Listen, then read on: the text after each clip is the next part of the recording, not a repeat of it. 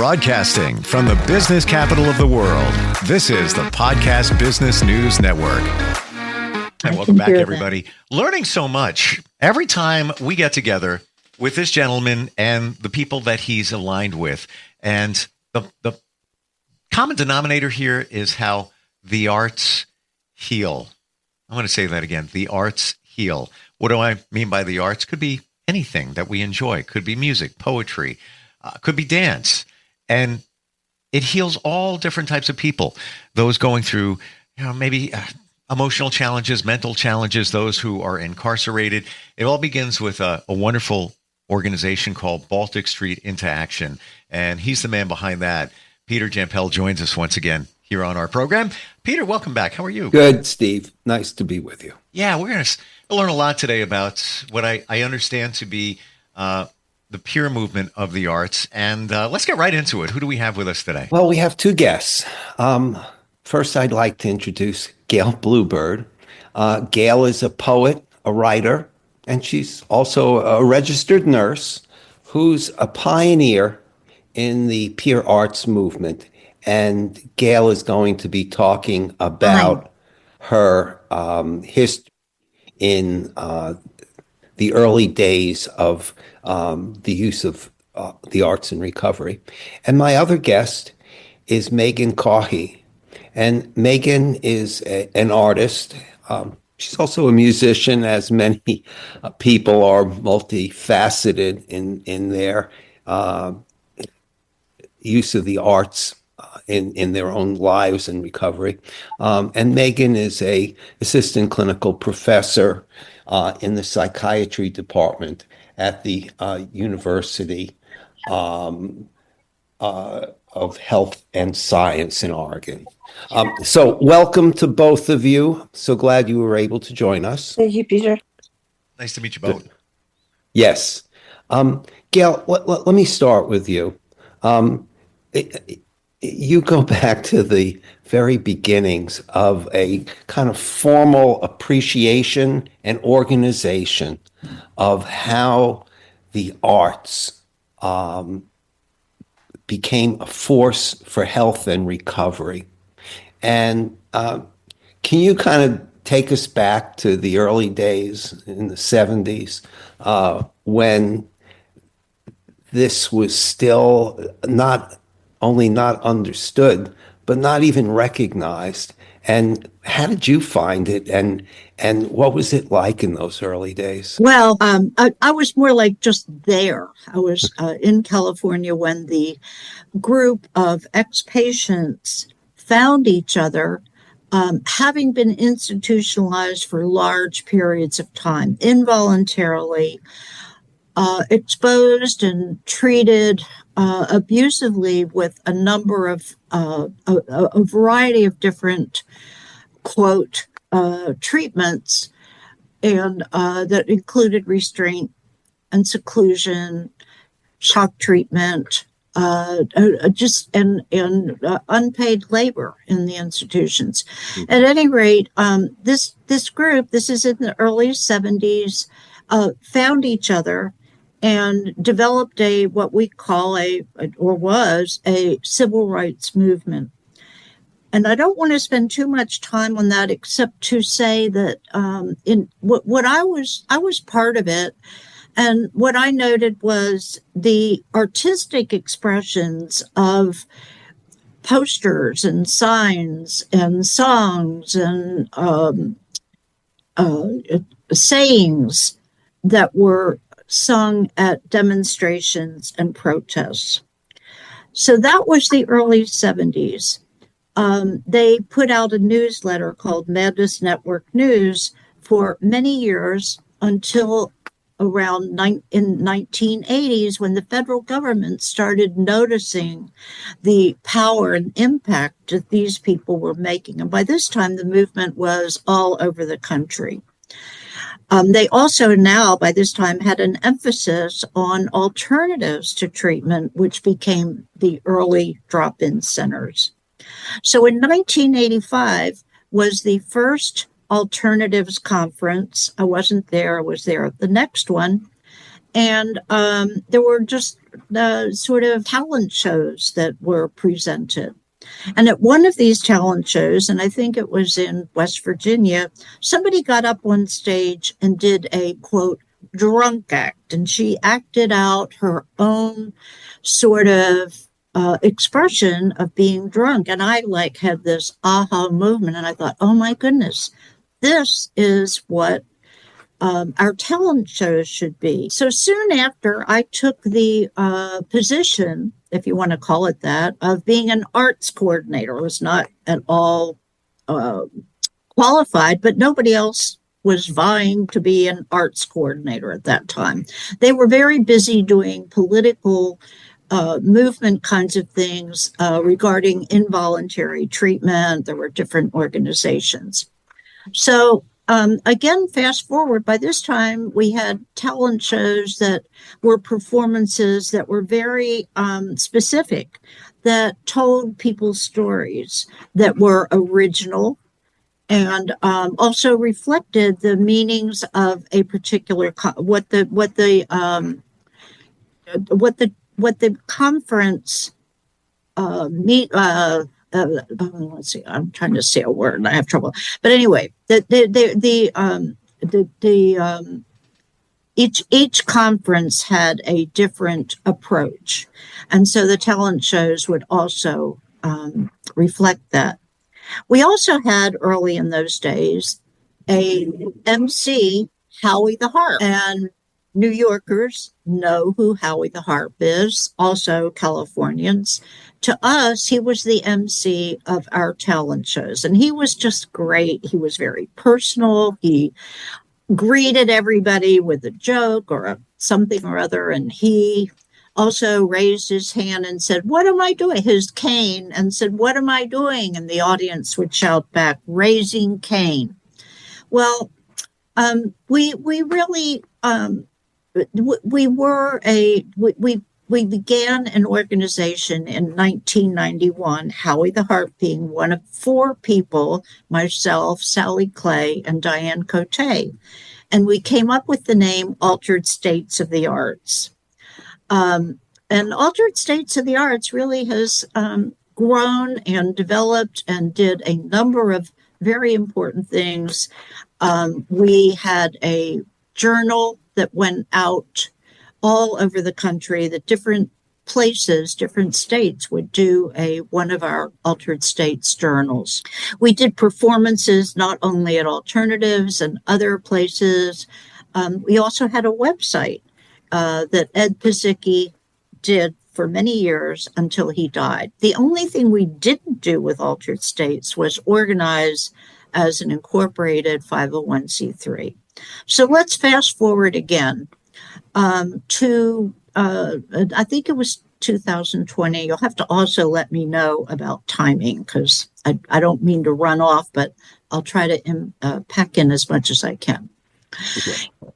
So I was asked to do a curriculum. Of course, by this time I was kind of known, and there were people that were calling me the arts lady, and I had a persona, and I had a little act that I did called Henrietta. So in New York, there was an organization for developing a peer specialist curriculum, the Academy of Peer Specialists. And so I did an arts curriculum, and following that, which is now still part of their peer specialist curriculum, it's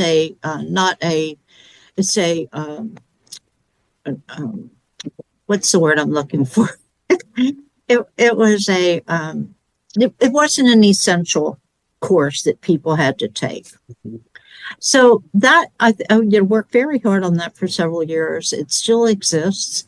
And Rita Cronice, who was one of the people that helped organize that particular project, we both came together and said the curriculum is only available to New Yorkers who are taking the peer specialist course. So all this valuable information we really couldn't spread out to other people. And we developed a website called Altered States of the Arts. And for several years. It's a very comprehensive. It has resources on it. It has the history of our movement. It has a lot of the things about the arts, and a very impactful art exhibit. So I'm going to fast forward again, which is now. We have a website. It has a lot of things on it, a lot of resources people can take advantage of. And Rita and I attended most recently in the last year the Alliance Conference with Harvey Rosenthal. We had a workshop, and our main goal was to develop a committee to continue the work of the website and Altered States of the Arts and developing arts programs and projects. And out of that, we came out with a very powerful committee of people who attended and who, at this point, are regrouping and trying to reestablish an organization that is called Pure Arts for Change. I'm going to read you we are working right now on our mission statement. We're hoping to join and be part of the Alliance for Rights and Recovery organization, which is now a very, very large organization and national in nature. It used to be only for New Yorkers. So I'm going to read just what the original Who Are We was for Altered States of the Arts. We're now revising it. Who Are We? Altered States of the Arts is a nationwide network of creative people with psychiatric histories or with disabilities, homelessness, living with AIDS, or physically challenged. Breaking away from traditional terms, we choose to call ourselves, quote, crazy folk, and that came from Howie the Harp. That was his term. We're not going to use that term now. But we have a lot of goals that we hope to achieve, and one of them is education for peers all over the country, education for peer specialists, webinars, talent shows. We're already developing a new website for Peer Artists for Change. We also we want to develop a guidebook for the arts for peer specialists, and on our website, we right now we have an art exhibit. We want to have an exhibit or a presentation of musicians, of poets, writers, dancers, all the different types of modalities of the arts. And that's pretty much who we are. This group represents a lot of very well-known peers from New York, but we also have peers from nationally, Megan Caughey being one, Jean Campbell. There's some name recognitions from people that worked in our movement, even way back in the early days. Sybil Noble, Mike Skinner is a musician and has performed at the Alliance conferences for years. He's one of our coordinators. So each person has a role that they are doing in addition to creating this national organization. Rita has done an excellent job, Rita Cronice. I'm just always amazed because without her, I wouldn't be able to do any of this work. As a matter of fact, I'm trying to really move away from Altered States or Peer Artists for Change, as I don't think I look that old, but I am. I am just about 82, having trouble sometimes with words and having other kinds of problems. But I'm getting it started and really feeling rewarded that we have come this far, and here we are, still moving ahead with lots and lots of possibilities. Let me put a little plug in for myself for a book that I have just published called Toodles Tales, Tails. And it's now available on Amazon for $12. I encourage you to buy one for your children, grandchildren, in my case, great-grandchildren. I think Peter has the website information that will go up for this podcast. And I'm thanking, again, I haven't yet, but I'm thanking for Peter for doing this podcast. Never done one before. Also thanking Megan. If I could tell you about Megan, it would take me another whole however many minutes I've had. Well, we're going to have Megan tell us about... Amazing, talented artist. Yes. And a great person. We're going to have Megan tell her story. Okay. So thank you so much. Gayle, I really appreciate the background. And we've heard Howie the Harp's name on this show before. Baltic Street Into Action has supported the development of a peer arts component to their peer certification training there. And his legacy is one that we all honor. Megan, I love a quote that you have at the top of your website, which is that art is the highest form of hope. Gerhard Richter. I want to start with that as a way of understanding how your work came about and how essential art has been in your life. Sure. How long do we have, Peter? Steve, what are we looking at now? We're looking at about 10 minutes we have left. 10 minutes. Okay. Okay. Well, I will need to compress this quite a bit, but I've always made art all my life.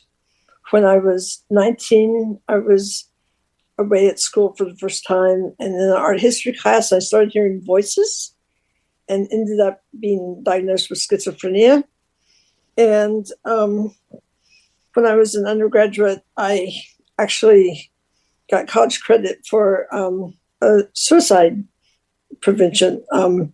But all through my life, I've made art, and it's helped me heal from what was diagnosed as schizoaffective disorder or schizophrenia.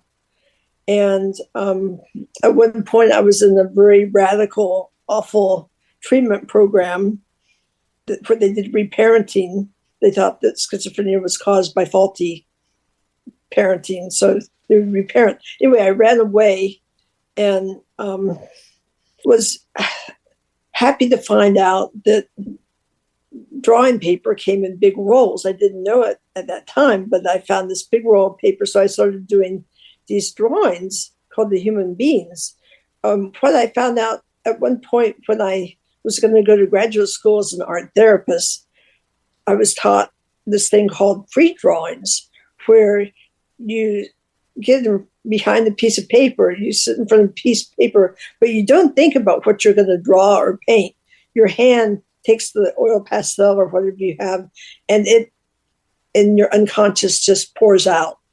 So when I learned that at Goddard College in Vermont, studying art therapy, it changed my life because I stopped planning what I would draw, planning what I would paint, and just letting my unconscious billow forth. So this was very huge for me. And it's been, this is many years later, but this has been the way I've made art all along. And so it taps into emotion, it taps into cognition, especially emotion. It's very expressionistic.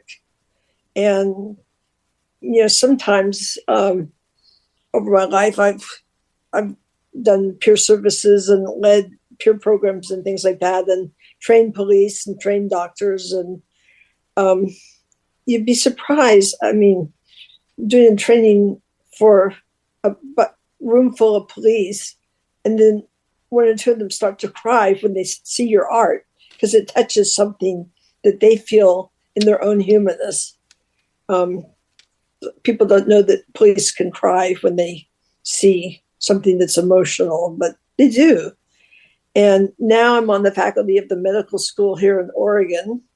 And the term peers is kind of problematic for me a little bit. I mean, I used it for a long time, but now my peers include the psychiatry residents of the training program for psychiatrists. And I work with them based on my experience of schizophrenia and healing from that, but also using art. And what I hear from the doctors is that they're so glad to be doing something rather than just talking about something. And they're hungry for art. Also, nationally, there's a movement called neuroaesthetics. Susan Magnuson of Johns Hopkins is a leader, and they're documenting now that making art, whether it be music or painting or drama or poetry or whatever, causes changes in the brain. They're documentable, and what a great thing if you're a health provider and you have a patient, you can say you might prescribe the medication, but that might have side effects. But if you have someone making art, that's probably not going to have side effects. So that's like a beautiful thing. And they find out that making art can cause the stress hormones to go down, the oxytocin, which is pleasure, to rise, all these wonderful things. And now all kinds of medicine is tapping into that. That's happening nationally. That's not just people with mental health issues. That's people with all kinds of problems like Parkinson's and whatever. Mm-hmm. But it's just a wonderful thing. I'm worried that we're running out of time. Well, Megan, I think it's a fantastic arc to your life from having had, repeated hospitalizations to now being a professor working with psychiatric residents, working with policemen to help them understand and appreciate what the lived experience is like and how art not only provides a opportunity to express all of the inner experiences that are so hard to articulate but come through in art production, but also how that affects their lives. Yes. Can I just say, our country is starved for art right now. With the political landscape, we are suffering, and art is a pathway to bring us together. We need to be connected with each other. We need to be expressing who we are and what our needs and what our thoughts and our goals are, and connecting with each other through art. That's a pathway that otherwise, we will be torn apart. But art can bring us together, and that's my greatest hope right there. We don't know until we know. And as you're saying it, Megan, I'm thinking about the starving for art. And there is some around us. We listen to music, but we don't feel that expression, that huge expression that comes from other people. And thank you for sharing how art has healed even our police officers, and it's an eye opener. No, very strong. Thank you. The idea of art as a non-invasive, cost-effective path for a kind of holistic health process is something that I do think in our current environment is a message that is very powerful and cuts across all political divides, all health strategies. I think the art for health and wellness movement across many areas of mental and physical health has a huge upside. And I'm so glad that two people who've lived their lives as a road to empowerment through the arts have this chance to make that message clear. It is a opportunity that I hope we can all take advantage of. Absolutely. And even, from one side, Gayle, sounds like you're a trailblazer and everything that we're talking about going back to the 70s where we didn't see this. Yeah, there was a lot of expression back then for sure, but we only just started to see how it helps heal. And certainly, Megan, you as well, how important, just fortifies how important the arts are. We are just about out of time. I do want to give both of you a chance just to tell us your websites, spell it out because we don't have it scrolled on the screen. And again, a lot of this will be on podcast. So, Megan, would you just spell out the website? And yes, thank you. Please. Thank you. Yes. I have two websites. One is for my memoir, which is Mudflower. The website is www.mudflowerbook.com. Mm-hmm. And that's the subtitle is Surviving Schizophrenia and Suicide Through Art, which is very relevant to this conversation. And my main website is megancaughay.com. That's MEGHANCAUGHEY.com. Good. Thank you. And Gayle, did you want to just name your website so we can have that heard out loud? Actually, I'm not sitting here looking at it. Okay. And because I thought you had it, but it is Peer Artists for Health.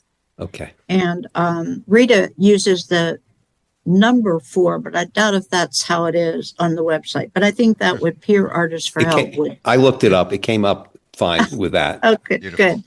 And people can contact me through my email address, gailebluebird1943@gmail.com. And I think that's the best way to contact me. Thank you.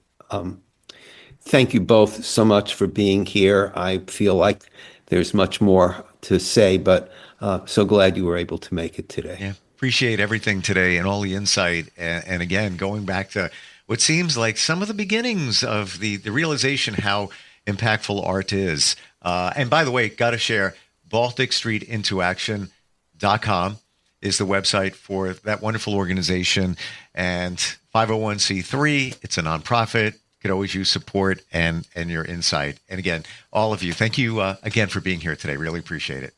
Thank you, Steve and Peter. Thank you. Thank you, and we'll be coming right back.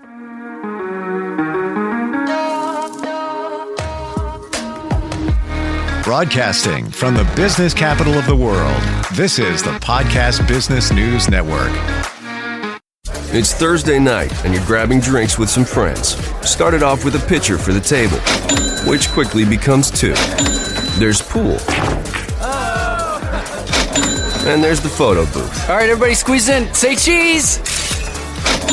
Followed naturally by an order of wings. And another.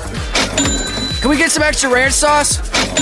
Then there's the ceremonial nightcap. So what are we doing this weekend? And lastly, it's back to the car, which, if you're buzzed,